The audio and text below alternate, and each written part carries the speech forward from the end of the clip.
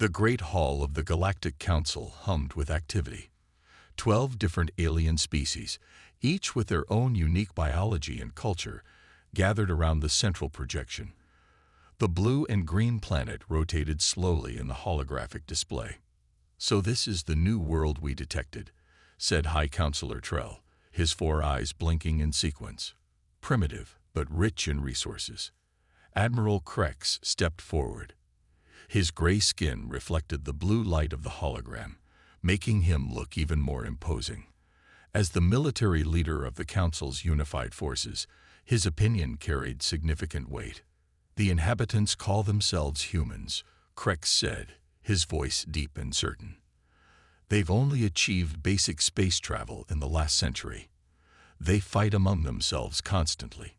The projection changed to show human cities, vehicles, and their primitive space stations. "They would make excellent workers," commented another council member, "and their planet has abundant water, minerals, and organic materials we need." Krex nodded. "Most species surrender when they see our technology. It saves lives and resources. I suggest we send a diplomatic mission to show our power and offer them protection under our rule." The council voted quickly. All agreed. Earth would make a fine addition to their territories. Captain James Walker floated in the observation deck of the Curiosity *, Earth's most distant research vessel. At 45 years old, Walker had spent most of his adult life in space. His weathered face and calm eyes reflected a man who had seen the wonders of the solar system. "Captain, we're detecting something strange," called his navigator, Tom. "Multiple objects approaching at high speed." Walker pushed himself across the deck and strapped into his command chair. "Show me." The screen displayed several large objects moving with purpose. These weren't asteroids or any natural space phenomena. "Send the first contact message package," Walker ordered, his heart racing but his voice steady. Humanity had prepared for this moment. First contact with alien life. Within minutes, the objects resolved into ships. Massive ships, clearly built for war, with designs unlike anything humans had created. "They're hailing us," said the communications officer. A face appeared on screen. The alien had gray skin, 4 yellow eyes, and no visible nose. When it spoke, its words were somehow translated. "Human vessel, this is Admiral Krex of the Galactic Council. Your planet has been claimed as a protectorate of the Council. Stand down and prepare to be boarded." Walker's face hardened. "This is Captain James Walker of Earth. We welcome peaceful contact with other civilizations, but we do not surrender our sovereignty. Perhaps we could arrange a proper diplomatic meeting." The alien's eyes narrowed. "You misunderstand. This is not a negotiation. The Council has decided.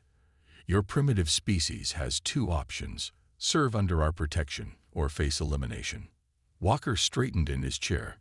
"With all due respect, Admiral, Earth makes its own decisions. We're open to peaceful relations as equals, but we won't be conquered." "Then you have chosen unwisely," Krex replied. "Let this serve as a demonstration to your species."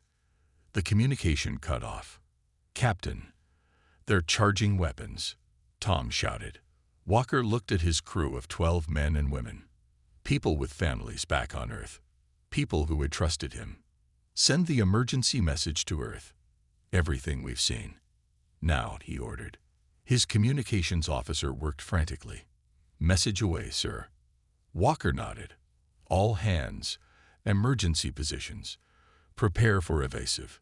The blast from the alien vessel tore through the Curiosity as if it were made of paper. The ship broke apart in seconds, spinning fragments of metal and bodies into the cold silence of space.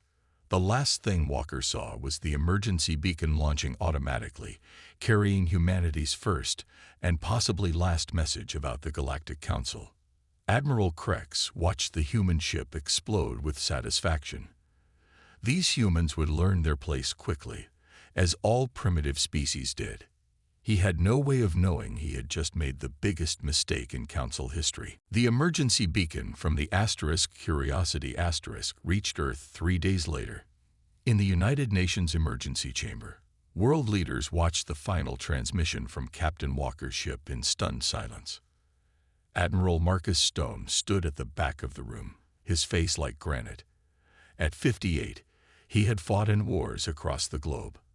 His iron-gray hair and the scar across his left cheek told stories of battles won and lost. But this was different. This was an enemy from beyond the stars.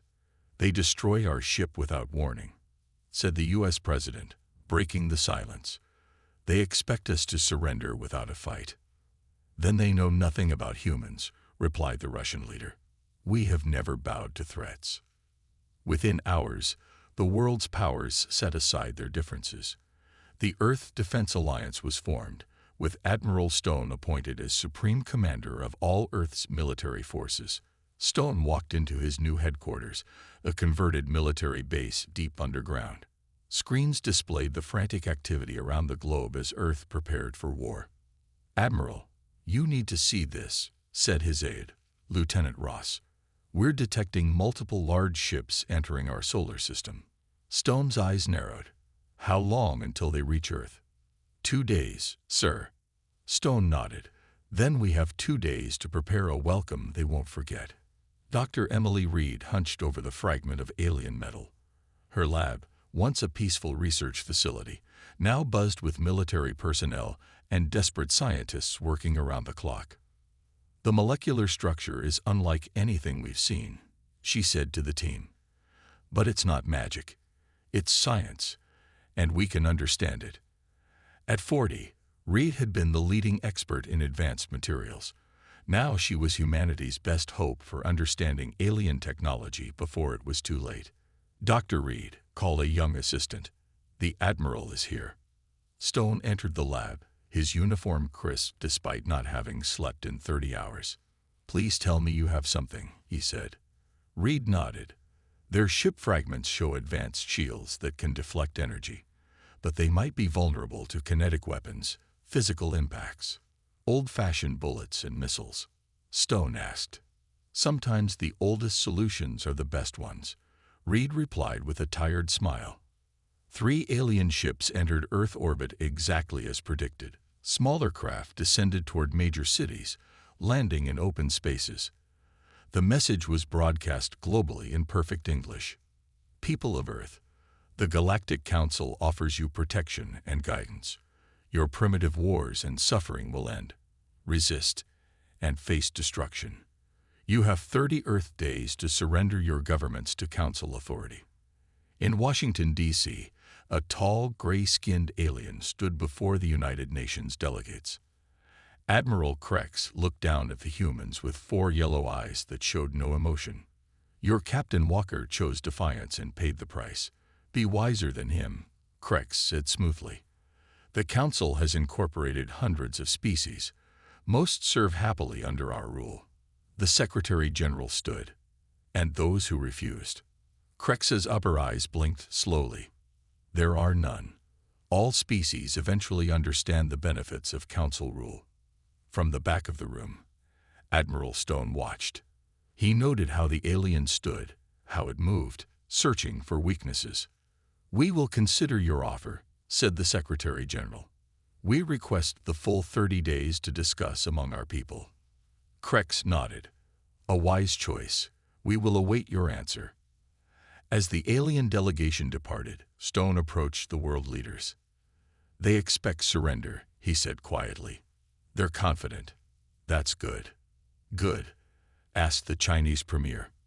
"How is that good?" Stone's mouth formed a grim line that wasn't quite a smile. "Because overconfident enemies make mistakes, and we're going to make them regret every single one." Across the globe, factories converted to building weapons, soldiers trained for space combat. Scientists worked frantically to understand alien technology.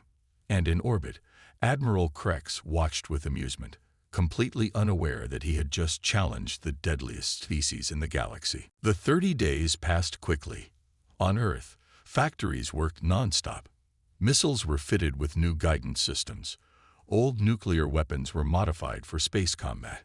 Pilots trained in simulators designed to mimic alien ships based on the limited data available.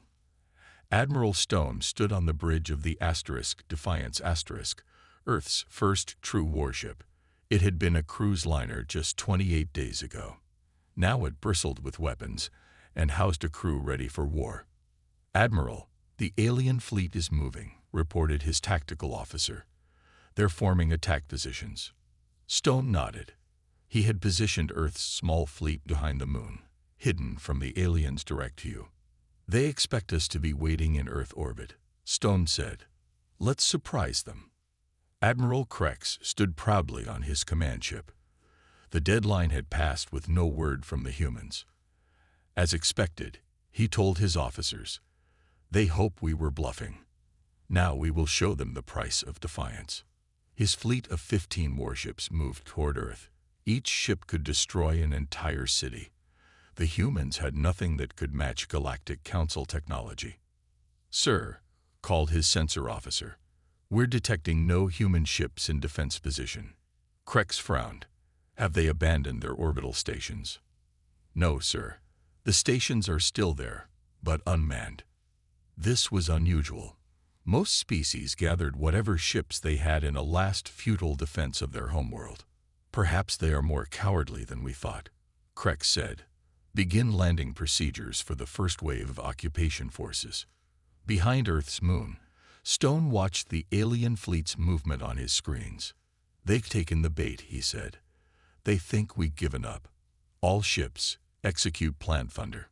Earth's fleet of 30 small vessels, mostly converted satellites and space stations with hastily attached weapons, moved from behind the moon.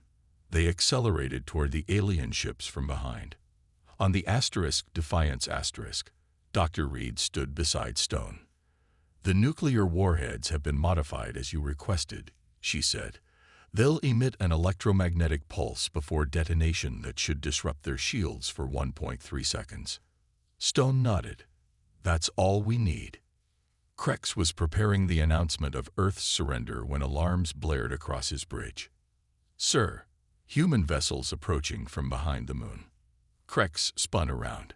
"Impossible. Their technology can't hide from our sensors." But the screens showed the truth. Small, primitive human ships were closing fast, firing projectile weapons that his sensors dismissed as harmless. Krex laughed. "They attack with solid projectiles. Let them waste their resources." His second-in-command looked concerned. "Sir, they're targeting the same shield sections with multiple strikes." Krex waved dismissively. "Our shields can withstand their entire nuclear arsenal." On the Defiance Stone watched as the first wave of missiles struck the alien shields. "Now," he ordered. 5 ships, including the Defiance launched their modified nuclear weapons. Each one emitted a carefully tuned electromagnetic pulse just before impact. For exactly 1.3 seconds, the alien shields flickered. The second wave of missiles, perfectly timed, passed through the weakened shields and struck the hull of Krex's command ship. Krex was thrown across his bridge as explosions rocked his ship. "Shields are back up, but we've sustained damage," shouted his officer. "How did they know about the pulse vulnerability?" Krex had no answer. No species had ever discovered this weakness before, let alone exploited it so perfectly. "Destroy them all," he commanded. The Council ships turned to engage, their superior weapons locking onto the human vessels. Stone knew what would happen next. "All ships, scatter and continue attack pattern. Remember your targets and your escape routes." The alien weapons fired, destroying 7 human ships instantly, but the remaining ships continued their attack, focusing on Krex's damaged command vessel. "Sir, we need to withdraw your ship for repairs," urged Krex's second-in-command. "Never," Krex shouted. "I will not retreat from primitives." That decision proved fatal as 20 more human missiles struck his ship's engines. The massive vessel exploded in a blinding flash. 3 alien ships were destroyed in that first battle, along with 22 human vessels. As the alien fleet regrouped, Stone ordered his remaining ships to fall back to Earth. "They still outgun us," he told his officers. But today we showed them something they didn't expect. "What's that, sir?" asked a young lieutenant. Stone's eyes were hard as steel. "That humans don't surrender. And we're just getting started." Dr. Emily Reed hadn't slept in 3 days. Her lab, hidden deep in an underground bunker, was filled with pieces of alien technology salvaged from the battle. Her team worked tirelessly, examining every circuit and material. "I've got it," she suddenly shouted, causing her assistants to jump. "Their shield technology works on a rotating frequency. That's why the EMP worked only for a moment." She pointed to her computer screen where a complex pattern played out. "If we can predict the rotation, we can time our attacks to hit when the shields are weakest." A military courier rushed in with a sealed package. "From Admiral Stone, ma'am. Top priority." Inside were photos from scout drones showing the alien fleet regrouping. One image showed a massive supply ship arriving from deep space. Reed smiled for the first time in days. "Tell the Admiral we have 2 breakthroughs to discuss." On the Council's Central Command ship, the new Fleet Admiral, Vex, reviewed reports of the battle. "How did primitives manage to destroy 3 of our warships?" he demanded. An analyst stepped forward nervously. "Sir, we've been studying their history. These humans, they're different from other species we've encountered." Vex frowned. "Explain." "Most species we conquer developed space travel after achieving peace among themselves. Humans reached space while still fighting each other. Their entire history is filled with warfare." The analyst displayed images of human conflicts throughout history. "They call their own planet's history a succession of wars interrupted by peace. They've developed thousands of ways to kill each other. And when they're not fighting real wars, they simulate them for entertainment." Vex watched footage of human war movies, boxing matches, and violent video games with growing concern. "We need to understand our enemy," he said finally. "Send infiltration teams to Earth. I want to know everything about how these humans think." Admiral Stone gathered his top officers in the war room. Earth had lost 8 more ships in small skirmishes over the past week, but each engagement provided valuable data. "We can't match them in direct combat," Stone told the room. "So we won't fight fair. From now on, we fight like humans always have when outgunned. We use guerrilla tactics." He outlined his plan. Earth's remaining ships would be divided into small, fast-moving squadrons. They would strike the alien fleet's supply lines, attack isolated ships, and then disappear. "Dr. Reed has given us 2 advantages," Stone continued. "First, we now understand their shield frequencies. Second, we know they're bringing in supplies rather than producing them locally." He pointed to a map of the solar system. "We'll hide bases in the asteroid belt and on the moons of Jupiter. We'll strike from the darkness and vanish before they can respond." A young officer raised her hand. "But sir, what about Earth? We're leaving it undefended." Stone's face was grim. "Earth is already preparing ground defenses, but our best defense is to keep the fight away from our home." 2 alien scouts landed quietly in a remote forest. They wore devices that made them appear human, disguising their gray skin and extra eyes. "Look at this," said one, holding up a human magazine. "They have a publication devoted entirely to weapons." "And their entertainment," said the other, pointing to a movie poster showing soldiers in battle. "They glorify war." The scouts moved carefully toward a small town, recording everything they saw. In a bar, they watched humans cheering a boxing match on television. "They celebrate violence," whispered one scout, "even among themselves." A group of children ran past, playing with toy guns. "They train for war from childhood," noted the other scout with horror. As the scouts continued their mission, they found more evidence of humanity's warrior nature. Gun stores, military recruitment centers, war memorials honoring fallen soldiers. One scout sent an urgent message back to the fleet. "Humans do not fear war. They worship it." Dr. Reed's team worked around the clock retrofitting Earth's weapons with new technology based on alien designs. Old fighter jets were modified for space combat. Commercial satellites became weapon platforms. When Admiral Stone visited her lab, Reed showed him their latest creation. "We've adapted their communication system," she explained. "We can now intercept and decode some of their transmissions." Stone listened to the translated alien voices. They sounded worried. "They're learning about us," Reed said. "And for the first time in their history, the Galactic Council is afraid." Stone nodded with grim satisfaction. "Good. Fear will make them cautious, and caution will buy us the time we need." The next phase of the war was about to begin. Humanity would show the galaxy why it should never have picked this fight. 3 months into the war, the Council had lost 12 ships to the humans' hit-and-run tactics. Fleet Admiral Vex paced the bridge of his command ship, his 4 eyes blinking rapidly in frustration. "These humans are like insects," he growled to his officers. "They sting and flee before we can crush them." His second-in-command approached cautiously. "Sir, the High Council is demanding results. They've sent their elite forces to end this conflict." Vex turned to the view screen as 5 massive warships dropped out of faster-than-light travel. Each was 3 times the size of a regular Council vessel. The destroyer class, only used when a species proved exceptionally difficult to subdue. Finally, Vex said, "We will crush these humans once and for all."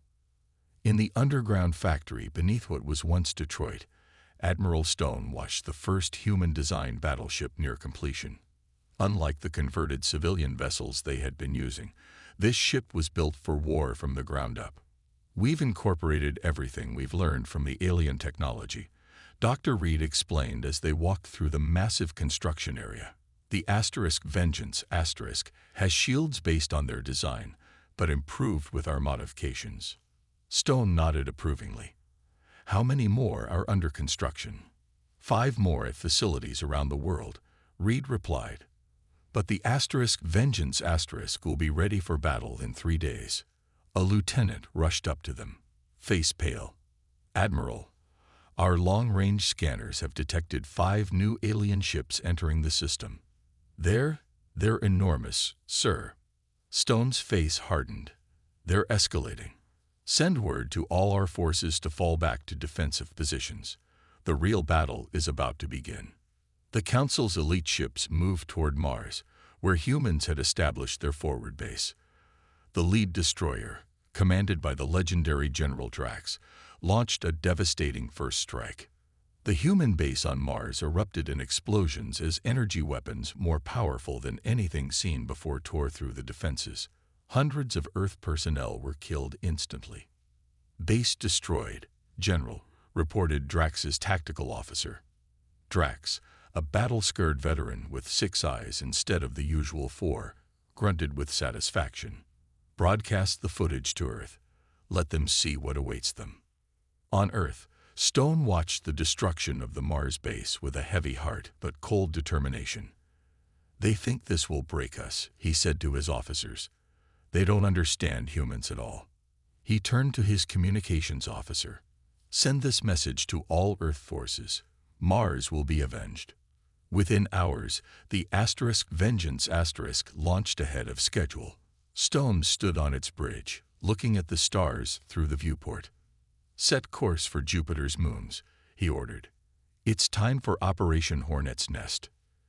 Drax's destroyer fleet moved through the asteroid belt, hunting for human ships. They found none. "The insects are hiding," Drax told his crew. "Spread out and find them." The 5 destroyers separated to cover more ground. It was exactly what Stone had planned for. From hiding places within the asteroid belt, 30 small human vessels emerged simultaneously. Each targeted the same destroyer, the one furthest from the others. "What is this?" Drax demanded as alarms blared. "They attack our strongest ship with their tiny vessels." The human ships fired specially designed missiles that pulsed with electromagnetic energy matched precisely to the destroyer's shield frequency. For 3 critical seconds, the massive ship's shields failed completely. The Vengeance appeared from behind Jupiter, firing its main weapons, modified nuclear warheads with alien tech enhancements. They struck the destroyer's exposed hull. The mighty alien vessel shuddered, then broke apart in a series of spectacular explosions. In the council chambers, the news of the destroyer's destruction caused uproar. "Impossible," shouted one counselor. "No primitive species has ever destroyed a destroyer-class vessel." Dr. Vex, a leading council scientist, stepped forward. "I have been studying these humans extensively. We have gravely underestimated them." He displayed images of human warfare throughout history. They have been killing each other in increasingly creative ways for thousands of years. War is in their nature, and now we have given them a common enemy to unite against. The High Counselor's voice was cold. "Are you suggesting we cannot defeat them?" "I am suggesting," Vex said carefully, "that perhaps we should consider negotiation before more council blood is spilled.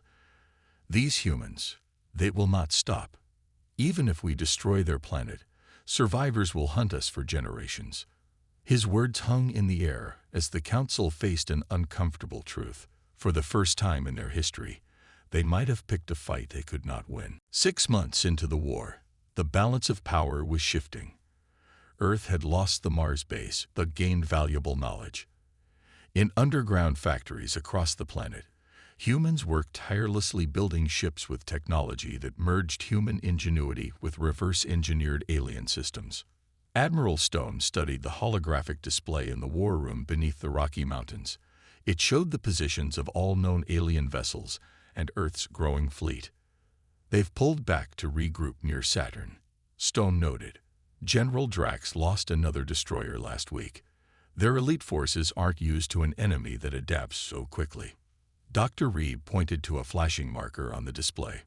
"Our spies report they've established their main supply depot here, on Titan.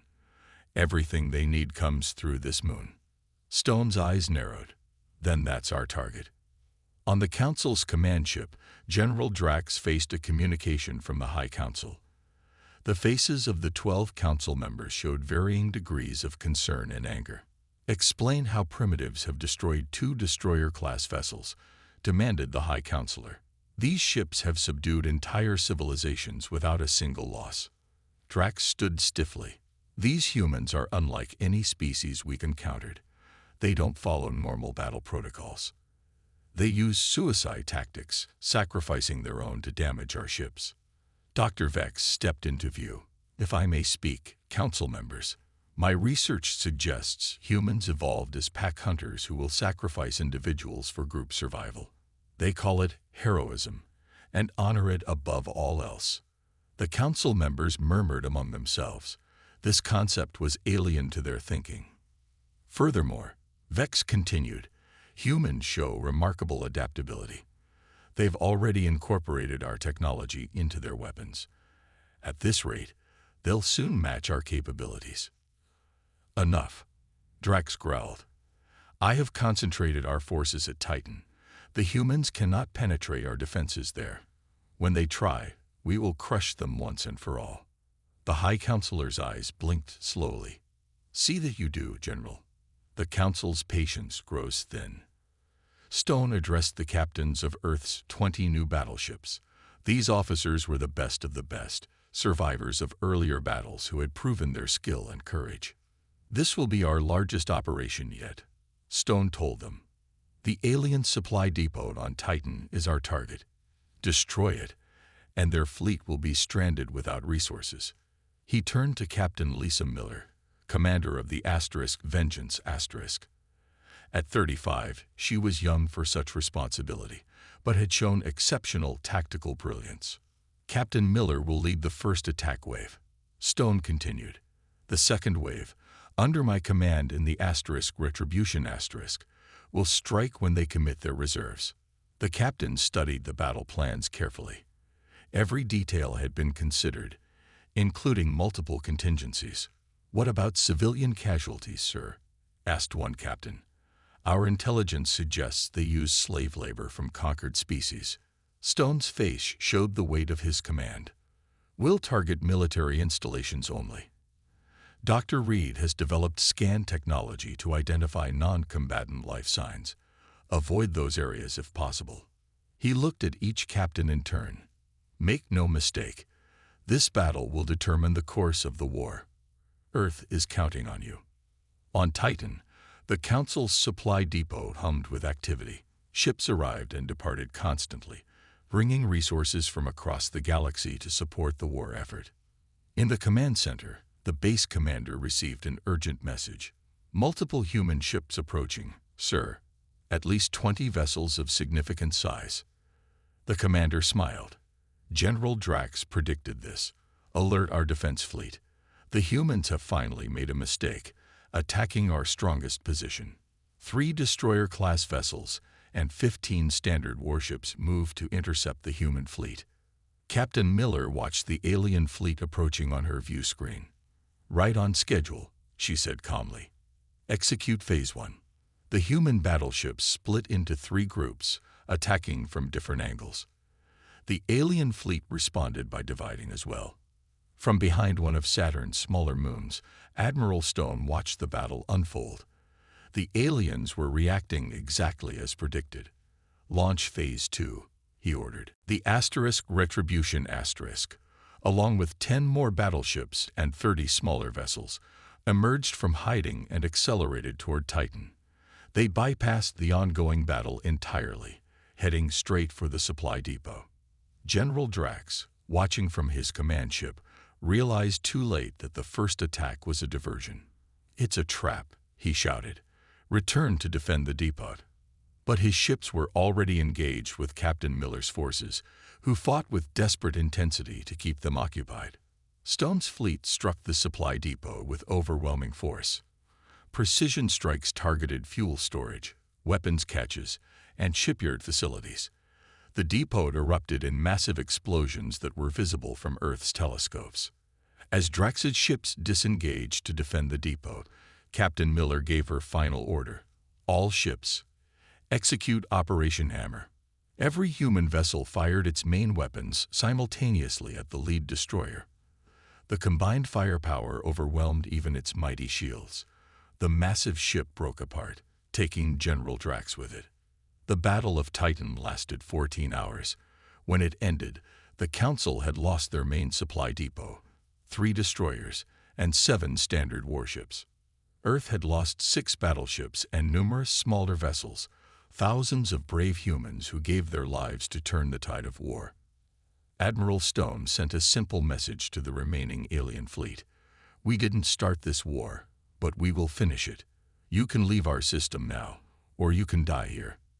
The choice is yours."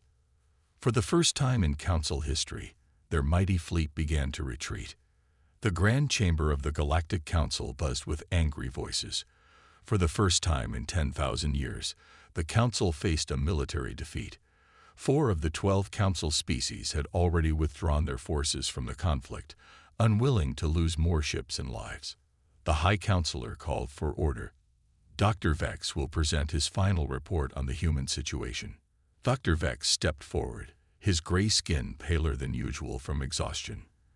For months, he had studied humans with growing fascination and alarm. "Esteemed Council members," he began, "I must be direct. We cannot win this war." Shocked murmurs filled the chamber. Vex continued, his voice steady. "The humans have adapted our technology faster than any species we've encountered. They've destroyed 5 destroyer-class vessels, more than all other species in our history combined." He displayed images of Earth's growing fleet. "They are now producing ships that match our capabilities. And most concerning of all, other Council species are beginning to question our authority."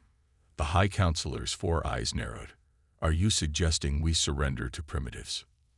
"I am suggesting," Vex replied carefully, "that we open diplomatic channels while we still have leverage. These humans will only grow stronger. Better to make peace now than face total defeat later." After heated debate, the Council voted 7-5 in favor of seeking peace. Admiral Stone and Dr. Reed stood on the observation deck of the Retribution, Earth's newest and most powerful battleship. Through the viewport, they watched the stars, waiting. "Do you think they'll come?" Reed asked. Stone nodded. "They've lost too much. Even empires know when to cut their losses." A lieutenant approached. "Sir, we're detecting a council vessel approaching the neutral meeting point. It's broadcasting a white flag signal." Stone allowed himself a small smile. "It seems they've learned something from us after all." The meeting took place on a space station positioned between Earth and Mars orbits. Stone and Reed represented humanity, with 5 other Earth leaders joining by secure video link.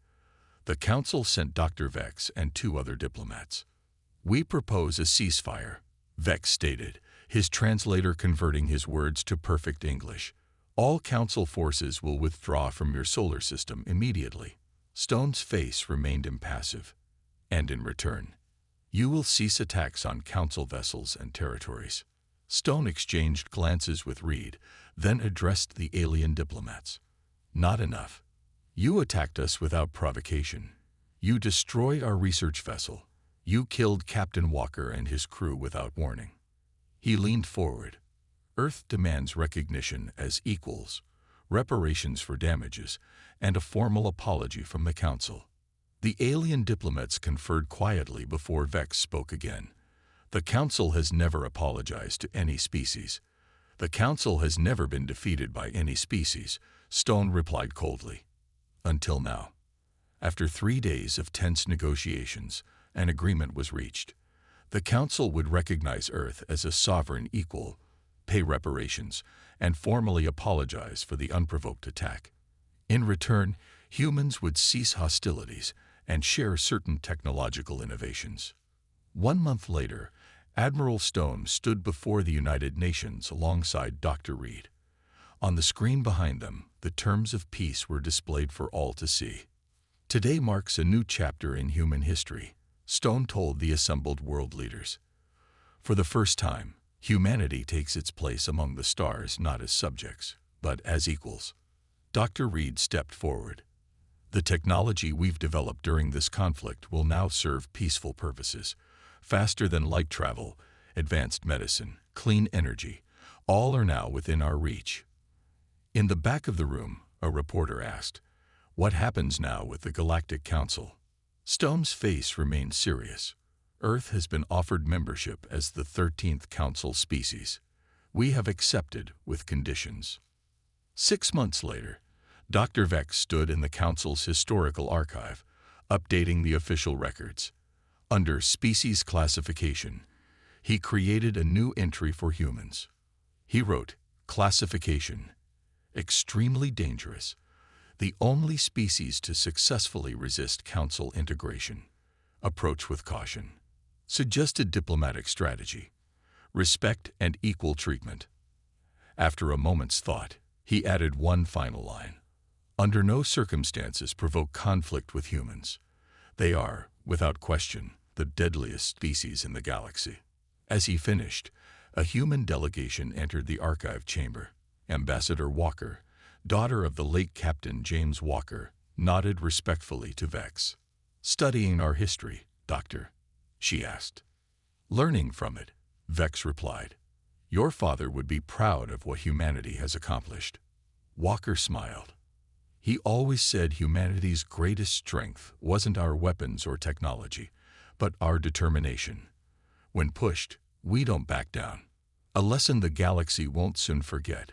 Vex agreed, looking at the new council chamber, where humans now sat as equals among the stars. The war was over. A new era of peace had begun.